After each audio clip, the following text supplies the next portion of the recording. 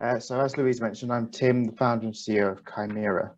We're a smart textiles business, and we have both customer-facing brands in the sport and medical spaces, as well as a technology portfolio that straddles passive and active e-textiles. Within the medical market, our specializations are in chronic care and continuous monitoring. All of our core technologies are built into either the fiber or the yarns that create the fabrics that then go on to make our garments. Some of the technologies that are still going through the development process are currently at a pre-fiber integration stage, but are also fully flexible, encapsulated, and can be washed. The product range that we produce with these technologies vary from infrared emitting chronic care devices, vital sign monitoring garments for predictive diagnostics, biomechanical garments for rehabilitation monitoring, internal movement sensors for fetal movement monitoring. Diving into these a little bit deeper, our core project is the Vital Signs Monitor, which features either a single, 3, 6, or 12 lead ECG, blood pressure and respiration rate monitoring via bioimpedance, SpO2 monitoring for pulse oximetry, temperature assessment, and a single IMU unit, which can be used for systematic movement data. This feeds into our software layer for data cleaning, processing, labeling, and currently real-time diagnostics. Our goal with this contextualized data set is to be able to diagnose an acute cardiac event up to 48 hours prior to its occurrence. Our targeted yield diagnostics are 90% or more. Our biomechanical monitor features IMU constellations, which can be 1 to 3 nodes per limb segments, such as lower arm, upper arm, shoulder, mid, back, and across the other arm as demonstrated in this picture. And we also can include EMG monitors for muscle activity.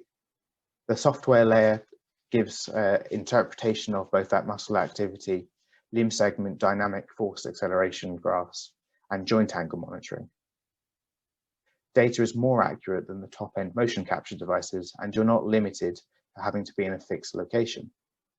And importantly, these sensor arrays can be combined with the vital signs sensors that I showed on the previous slide to create a single garment.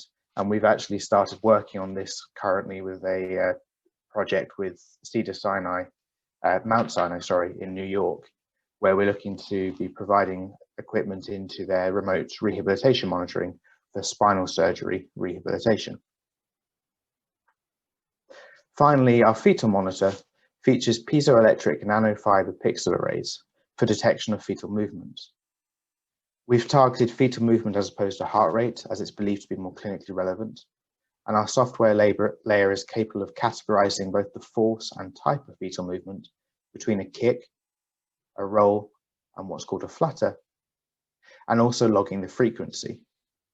The current accuracy of our force categorization is 93%, and it's believed that if we can accurately diagnose the reduction in fetal movement, then 58% of stillbirths are completely preventable.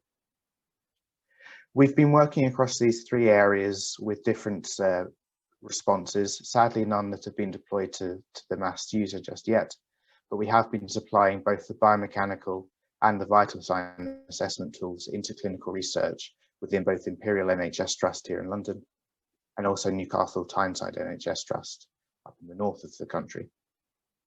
Our specific COVID response, though, has actually come in the form of our passive textiles.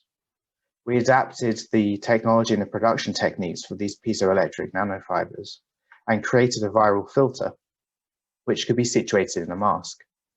This shown here is our K-mask, which we designed to overcome a lot of the main barriers, such as airflow and incorrect pressure gradients, which lead to off-venting of potentially virus-laden respirations. And the filter itself is shown here as a 3-layer filter featuring a dual layer with nanofiber based on polypropylene composites, and that's been tested to a 99.6% viral filtration efficiency. Our activated carbon layer has been included for environmental pollutants, and these are being used both clinically within healthcare practices such as physiotherapists, chiropractors, osteopaths, and the like, as well as being sold into businesses and consumers. I welcome any questions. Our key focuses now are into the expansion and deployment of our technologies to help with further remote patient monitoring, and we have both clinical and non-clinical versions of garments available. Thank you very much. I look forward to any questions that you might have.